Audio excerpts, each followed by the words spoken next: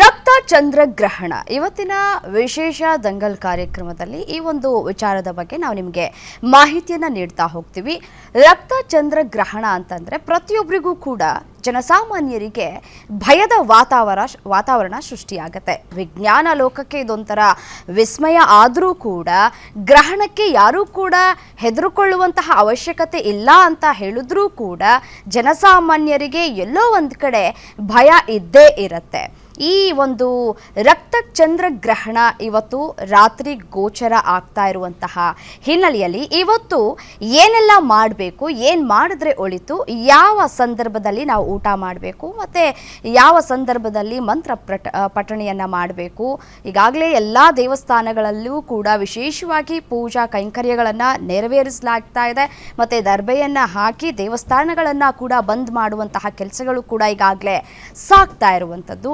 ಇದರ ಜೊತೆಗೆ ರಕ್ತ ಚಂದ್ರಗ್ರಹಣದ ಮಹತ್ವವೇನು, ಈ ರಕ್ತ ಚಂದ್ರಗ್ರಹಣದಲ್ಲಿ ನಾವು ಏನು ಮಾಡಬೇಕು, ಯಾವ ದೇವರ ಮೊರೆ ಹೋಗಬೇಕು, ಯಾವ ಈ ಒಂದು ಮಂತ್ರವನ್ನು ಪಠಣೆ ಮಾಡಬೇಕು. ಸಾಮಾನ್ಯವಾಗಿ ಹಬ್ಬ ಹರಿದಿನ ಅಂತ ಬಂದಂತಹ ಸಂದರ್ಭದಲ್ಲಿ ನಾವು ಬಟ್ಟೆ ತೆಗೆದುಕೊಳ್ಳೋದು, ಮನೆ ಕ್ಲೀನ್ ಮಾಡೋದು ಎಲ್ಲವನ್ನ ಕೂಡ ಮಾಡ್ತೀವಿ. ಬಟ್ ಆದರೆ ಗ್ರಹಣ ಅಂತ ಬಂದ ತಕ್ಷಣ ಎಲ್ಲವನ್ನೂ ಕೂಡ ನಾವು ಬ್ರೇಕ್ ಹಾಕುವಂತಹ ಕೆಲಸಕ್ಕೆ ಮುಂದಾಗ್ತೀವಿ. ಯಾಕೆ ಚಂದ್ರಗ್ರಹಣಕ್ಕೆ ಯಾಕಷ್ಟು ಮಹತ್ವವನ್ನು ಕೊಡಬೇಕು? ಇದು ಈ ವರ್ಷದ 2ನೇ ಚಂದ್ರಗ್ರಹಣ ಮತ್ತು ಕೊನೆಯ ಚಂದ್ರಗ್ರಹಣ ಆಗಿರುವಂತಹ ಹಿನ್ನೆಲೆಯಲ್ಲಿ ಯಾಕಿಷ್ಟು ಮಹತ್ವವನ್ನು ಪಡೆದುಕೊಳ್ತಾ ಇದೆ? ಖಗ್ರಾಸ ಚಂದ್ರಗ್ರಹಣಕ್ಕೆ ಕೌಂಟ್ ಡೌನ್ ಕೂಡ ಈಗಾಗಲೇ ಶುರುವಾಗಿದೆ. ಇವತ್ತು ರಾತ್ರಿ 9:57ರಿಂದ 3 ಗಂಟೆಗಳ ಕಾಲ, ಈ 3-3.5 ಗಂಟೆಗಳ ಕಾಲ ಈ ಒಂದು ಚಂದ್ರಗ್ರಹಣ ಇರುತ್ತೆ.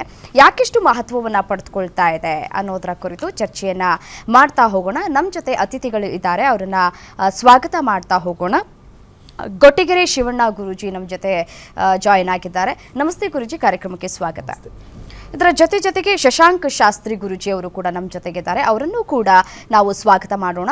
ನಮಸ್ತೆ ಗುರೂಜಿ, ನಿಮಗೂ ಕೂಡ ಕಾರ್ಯಕ್ರಮಕ್ಕೆ ಸ್ವಾಗತ.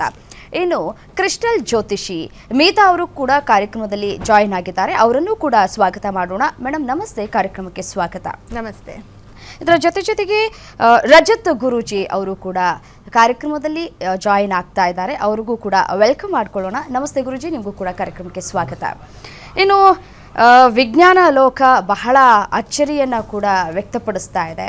ಇನ್ನು ವಿಜ್ಞಾನ ಲೋಕದ ವಿಜ್ಞಾನಿಯು ಕೂಡ ನಮ್ಮ ಜೊತೆ ಇದ್ದಾರೆ, ಅಶೋಕ್ ಅವರು. ಬನ್ನಿ, ಅವ್ರನ್ನ ಕಾರ್ಯಕ್ರಮಕ್ಕೆ ಸ್ವಾಗತ ಮಾಡೋಣ.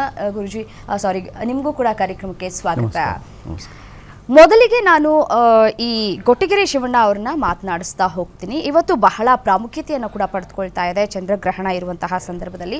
ಗುರುಜಿ, ಗ್ರಹಣ ಅಂತ ಅಂದರೆ ಸಾಮಾನ್ಯವಾಗಿ ಜನಸಾಮಾನ್ಯರಿಗೆ ಇದೇನು ಗ್ರಹಚಾರನೋ ಏನೋ ಬಂದು ಒದಗಿದೆ ಅಂತ ಹೇಳ್ತಾರೆ. ಮತ್ತು ಒಂದಷ್ಟು ಜನ ನೋಡಿ, ಹಬ್ಬ ಹರಿದಿನ ಬಂದಂತಹ ಸಂದರ್ಭದಲ್ಲಿ ವಿಶೇಷವಾಗಿ ಮನೆ ಕ್ಲೀನ್ ಮಾಡೋದು, ಬಟ್ಟೆ ತೆಗೆದುಕೊಳ್ಳೋದು, ಶಾಪಿಂಗ್ ಮಾಡೋದು ಎಲ್ಲವನ್ನು ಕೂಡ ಮಾಡ್ತಾರೆ.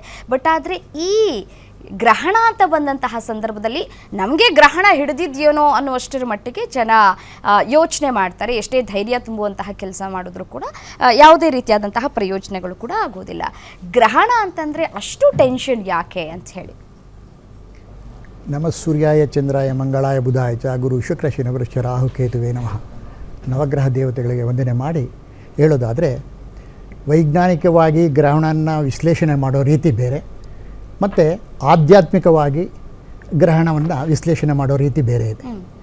ವೈಜ್ಞಾನಿಕವಾಗಿ ಕಾಣ್ತಕ್ಕಂಥ ಗ್ರಹಗಳೇ ಆಧ್ಯಾತ್ಮಿಕವಾಗಿ ನಾವು ಹೇಳೋದಾದಾಗ ಅವು ಮನುಷ್ಯನ ಜೀವನದಲ್ಲಿ ಕೆಲಸ ಮಾಡ್ತವೆ, ಅಗೋಚರವಾಗಿ ಕೆಲಸ ಮಾಡ್ತವೆ ಅಂತ ಜಾತಕದಲ್ಲಿ ಹೇಳ್ಬೋದು. ಪಂಚಾಂಗದಲ್ಲೂ ಇದ್ರ ಬಗ್ಗೆ ಭಾಳಷ್ಟು ಉಲ್ಲೇಖ ಇದೆ. ಆದ್ದರಿಂದ ಪಂಚಾಂಗದಲ್ಲಿ ಏನು ಉಲ್ಲೇಖ ಇದೆ ಅಥವಾ ಜಾತಕದಲ್ಲಿ ಏನು ಗ್ರಹಗಳು ಕೆಲಸ ಮಾಡ್ತವೆ, ಹಾಗೆ ಮಾನವನ ಜೀವನದಲ್ಲಿ, ಏಕೆಂದರೆ ಪಂಚಭೂತಗಳಿಂದ ನಿರ್ಮಿತ ಆಗಿರತಕ್ಕಂಥ ಈ ಒಂದು ಮಾನವನ ಶರೀರ ಮತ್ತು ಈ ಭೂಮಿ ಏನಿದೆ, ಈ ಪಂಚಭೂತಗಳಿಗೆ ಈ ಗ್ರಹಗಳು ಕೆಲಸ ಮಾಡ್ತವೆ ಅಂತ ನಮ್ಮ ಒಂದು ಜ್ಯೋತಿಷ್ಶಾಸ್ತ್ರದಲ್ಲಿ ಉಲ್ಲೇಖ ಇದೆ. ಅದನ್ನು ಅನುಸರಿಸಿ ಹೇಳಬೇಕಾದಾಗ 100 ವರ್ಷಗಳಿಂದ ಈ ಗ್ರಹಣಗಳ ಬಗ್ಗೆ ಪಂಚಾಂಗದಲ್ಲಿ ಬರ್ಕೊಂಡ್ಬಂದಿದ್ದಾರೆ. ಈಗ ವೈಜ್ಞಾನಿಕವಾಗಿ ನಾವು ಮಾತಾಡ್ತಾ ಕೂತ್ಕೊಂಡಾಗ, ಈ ಮಾಧ್ಯಮಗಳಲ್ಲಿ ಮಾತಾಡ್ತಾ ಕೂತ್ಕೊಂಡಾಗ ಕೆಲವರು ಅದರ ಬಗ್ಗೆ ಬೇರೆ ರೀತಿ ಮಾತಾಡ್ಬೋದು, ವೈಜ್ಞಾನಿಕವಾಗಿ ಬೇರೆ ರೀತಿ ಮಾತಾಡ್ತಾರೆ. ಆದರೆ ಆಧ್ಯಾತ್ಮಿಕವಾಗಿ ಮಾತಾಡಿದಾಗ ಗ್ರಹಣ ಅಂತಕ್ಕಂಥದ್ದು ಸಾಮಾನ್ಯವಾಗಿ ಸೂರ್ಯ ಚಂದ್ರರಿಗೆ ಗ್ರಹಣ ಆಗುತ್ತೆ. ಕಣ್ಣಿಗೆ ಕಾಣತಕ್ಕಂಥ ಗ್ರಹಗಳು 2 ಸೂರ್ಯ ಚಂದ್ರರು, ಕಣ್ಣಿಗೆ ಕಾಣದೇ ಇರತಕ್ಕಂಥ ಗ್ರಹಗಳು ರಾಹುಕೇತುಗಳು. ಕಣ್ಣಿಗೆ ಕಂಡು ಕಾಣದೇ ಇರದ ಮಧ್ಯೆ ಇರತಕ್ಕಂಥ 5 ಗ್ರಹಗಳು ಕುಜಾದಿ ತಾರಾಗ್ರಹಗಳು ಅಂತ. ಈ ಕುಜಾದಿ ತಾರಾಗ್ರಹಗಳೇ ಪಂಚಭೂತಗಳ ಒಂದು ಪ್ರತಿನಿಧಿಗಳು ಅಂತ ಮುಂದೆ ಹೇಳ್ತಾ ಹೋಗೋಣ. ಅದ್ರ ಬಗ್ಗೆ ವಿವರವಾಗಿ ಹೇಳಬೇಕು. ಓಕೆ. ಈಗಿದ್ದಾಗ ನಾನು ದಿವ್ಯಜ್ಯೋತಿ ಕಾಲೇಜ್ ಆಫ್ ಅಸ್ಟ್ರಾಲಜಿಯಲ್ಲಿ ಉಪನ್ಯಾಸ ಕೊಡ್ತಾ ಇದ್ದೆ. ಈಗ ಒಂದು 20 ವರ್ಷಗಳಿಂದ, ಈಗ ಒಂದು 2 ವರ್ಷಗಳಿಂದ ಅದು ತಕ್ಕ ಮಟ್ಟಿಗೆ ನಿಂತಿದೆ. ಸೊ ಗ್ರಹಣ ಅಂದಾಗ ಭೂಮಿ, ಚಂದ್ರ ಮತ್ತು ಸೂರ್ಯ ಈ ಮಧ್ಯೆ ನಡೀತಕ್ಕಂಥ ಒಂದು ಚಲನೆ ಏನಿದೆ, ಇದರ ಮಧ್ಯೆ ಆಗತಕ್ಕಂಥ ಒಂದು ಘಟನೆ ಏನಿದೆ, ಇದನ್ನು ಗ್ರಹಣ ಅಂತ ಕರೀತಾರೆ. ವೈಜ್ಞಾನಿಕವಾಗಿ ಹೇಳಬೇಕಾದಾಗ ಏನು ಭಯಪಡಬೇಕಾದ ಅಗತ್ಯ ಇಲ್ಲ. ಆಧ್ಯಾತ್ಮಿಕವಾಗಿ ಹೇಳಿದಾಗ ಕೆಲವು ಶಾಸ್ತ್ರಗಳನ್ನು, ಕೆಲವು ಸಂಪ್ರದಾಯ ಅಥವಾ ಕೆಲವು ಪದ್ಧತಿಗಳನ್ನು ಅನುಸರಿಸಬೇಕು. ಅನುಸರಿಸಿದ್ರೆ ಆರೋಗ್ಯಕ್ಕೆ ಒಳ್ಳೆಯದು ಅಂತಕ್ಕಂಥ ಅಂಶವನ್ನು ಪ್ರತಿಪಾದನೆ ಮಾಡಿ ಹೇಳ್ಬೋದು. ಓಕೆ. ಏನು ನಾನು ಈ ರಜತ್ ಗುರುಜಿಯವರ ಹತ್ರ ನಾನು ಹೋಗ್ತೀನಿ. ನೋಡಿ ಗುರುಜಿ, ಗ್ರಹಣ ಅನ್ನೋದು ಒಳಿತ ಅಥವಾ ಕೆಡುಕ ಅನ್ನುವಂತಹ ಪ್ರಶ್ನೆ ಈಗಿನಿಂದ ಅಲ್ಲ, ಬಹಳ ವರ್ಷಗಳಿಂದಲೂ ಕೂಡ ನಮ್ಮನ್ನು ಕಾಡ್ತಾ ಬಂದಿರುವಂಥದ್ದು.